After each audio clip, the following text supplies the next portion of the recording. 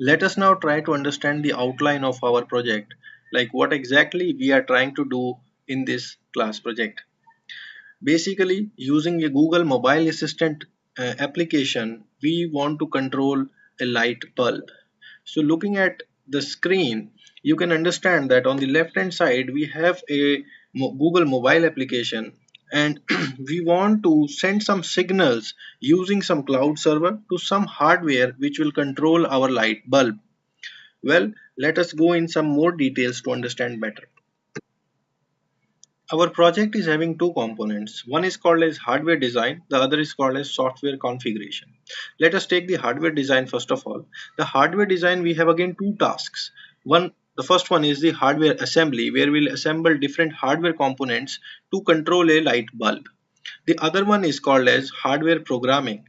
So first task is to get our microcontroller chip connected to the internet so that it can take the commands from the mobile application, and the other is to program the hardware microcontroller so that it can behave in a certain way, it can execute the logic in a continuous manner.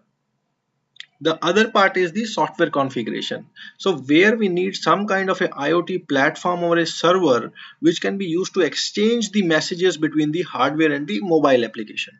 So for this we will use a Blink IoT platform, which is basically providing a free service for prototyping. And then we will be using a Google Assistant, which is a free again mobile application, which will be on the top of the Blink mobile application to voice control our light bulb.